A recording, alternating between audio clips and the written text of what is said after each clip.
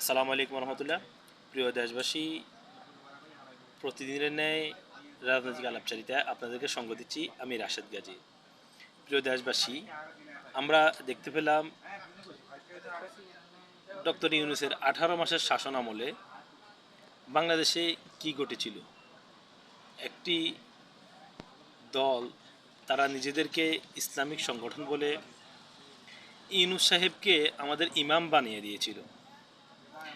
তখনই আমি ফেসবুক সহ আমার এই ইউটিউব চ্যানেলে আমি এই ইউনূসকে সুদী বলে আখ্যায়িত করেছি, কারণ একজন মুমিনের দায়িত্ব ছিল যে সুদের প্রবর্তক বাংলাদেশে এবং বিশ্বজুড়ে। আমেরিকা কখনো একজন ভালো মানুষকে, একজন আলেমকে, একজন মুমিন বান্দাকে স্বীকৃতি প্রদান করে না, নোবেল প্রদান করে না। এই নোবেল প্রাপ্ত হইলে ইহুদিদের এজেন্ট হইতে হয়, ইহুদিরকে তোষামোদি করতে হয়। ডক্টর ইউনূস সেরকমটা করেই পেয়েছেন, এবং সারা বিশ্বজুড়ে যখন ইহুদিদের এজেন্ডা যে সুদ ঘুষ এগুলি সুদের এজেন্ডা বাস্তবায়ন করলে মুসলিমরা কিসে যাবে, জাহান্নামে যাবে, সেটা যখন উনি একজন মুসলিম হয়ে সেটার প্রবর্তন করেছিলেন ক্ষুদ্র ঋণ নামে, গ্রামীণ ঋণ নামে, তখন তারা ভেবে দেখলো, হ্যাঁ, ইনি তো বাঘের বাচ্চা, ইনাকে দিয়েই মুসলমানদের ইমান হরণ করা যাবে। কারণ এখন গতকালকে দেখলাম এক আলেম ডক্টর ইউনূসকে বলছেন যে উনি হচ্ছেন ইবলিশ শয়তান। এখন উনি বাংলাদেশে বসে ইবলিশ শয়তান যেভাবে অসহসা দেয় সেভাবে অসহসা দিচ্ছে। আসলে কথাগুলি রাইট, সেটা আমার জ্ঞানের আলোকে সঠিকে বলে। তো আমি আসলে যেই উদ্দেশ্য নিয়ে আপনাদের সামনে এসেছি সেটা খুব সংক্ষেপে শেষ করে দিচ্ছি। সেটা হচ্ছে যে ডক্টর ইউনূস 18 মাস যে শাসন করেছিলেন বাংলাদেশে, শাসন কার্য চালিয়েছেন, তাদের সেই ইউনূসের যেই প্রতিনিধিরা ছিল বা উপদেষ্টারা ছিল সহকারী, তাদেরকে যে প্রধান রাজনৈতিক দল সমর্থন জুগিয়েছিলেন, তার রাজ্যে বাংলাদেশ নামক একটা এই রাজ্যটা বা এই দেশটা শাসন করার জন্য মানে রাজনৈতিকভাবে সমর্থন জোরালোভাবে জুগিয়েছিলেন, এবং ডক্টর ইউনূসকে কি বলে এটাকে, আমাদের সমগ্র 18 কোটি বা 20 কোটি মানুষের ইমাম বানিয়ে দিয়েছিলেন। তো আমি তো সেটার বিরোধিতা করেছি, এখনও আপনাদের সামনে স্পষ্ট করলাম সেটা। তো সেই ইমাম সাহেব কি করলেন, আমরা মানে তাকে ইমাম বানিয়ে দিয়েছেন, এবং মানে আওয়ামী লীগ করলে বা এই ইমামের সমর্থক না থাকলে তাকে অনেকেই মানে হেয় প্রতিপন্ন করার চেষ্টা করেছেন। তো যারা এতদিন হেয় প্রতিপন্ন করার চেষ্টা করেছেন তাদের উদ্দেশ্যে আমি কথাটা বলি এই জন্য যে আপনারা দেখেন আমাদের ইমাম সাহেব গত 15 বছরে কিন্তু যিনি ক্ষমতায় ছিলেন, তিনি কিন্তু এই ইমাম সাহেব তার একটা দোষ ত্রুটি জাতির সামনে প্রমাণ করতে পারেন নাই। তা শেখ হাসিনাকে যতই অপবাদ দেওয়া হয়েছে, এখন ধীরে ধীরে যখন শেখ হাসিনার উন্নয়নমূলক কর্মকাণ্ড, শেখ হাসিনার কর্মকাণ্ড, সেগুলা যখন মানুষ সুবিধা ভোগ করতেছে, এখন যারা ক্ষমতায় এসেছে এবং যারা বিরোধী দলে আছেন বা ডক্টর ইউনূসকে যারা বসিয়েছিলেন, ইমাম বানিয়েছিলেন, তখন তারা কিন্তু এর আগে ডক্টর ইউনূসকে ইমাম বানানোর পূর্বে তারা কিন্তু হাসিনার অনেক বিরোধিতা করেছেন। কিন্তু 26 লাখের যে ভারতীয় বাংলাদেশিরা বেকার, আমি নিজেও বেকার ছিলাম বাংলাদেশে গত 15 বছর। তো সেই সুবাদে বলি, তা আমি কিন্তু সেরকমটা অভিযোগ করিনি। যেরকমটা ডক্টর ইউনূসের যাদেরকে নিয়ে এসেছেন তারা যেভাবে বলেছে 26 লক্ষ ভারতীয় বাংলাদেশে কাজ করে, তারা তো 18 মাস ক্ষমতা ছিল, একজন ভারতীয়কে তো বাংলাদেশ থেকে বের করতে পারে নাই। যে আমরা যে অভিযোগ করেছি এই অভিযোগে এই 18 মাসে 18 জন বের করছি বা 18 মাসে একজন বের করছি, পারে নাই।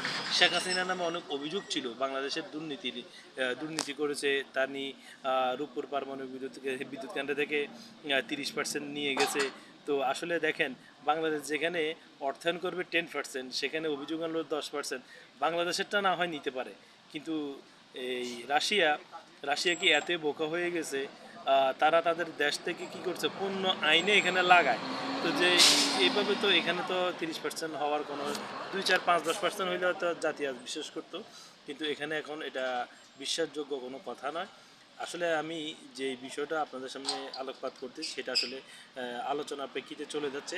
তো আমি ওটা শেষ করে নিয়ে আগে, সেটা হচ্ছে বাংলাদেশের এই বর্তমান প্রেক্ষাপটে একটা বারও শেখ হাসিনা টাকা লুট করেছেন এবং বাংলাদেশের যতগুলি এখন সুবিধা ভোগ করতেছে জনগণ, শেখ হাসিনার যতই বদনাম চড়ানো হচ্ছে ততই ফুলের মতো সুগন্ধি বের হচ্ছে এই সমস্ত শেখ হাসিনার কর্মকাণ্ড।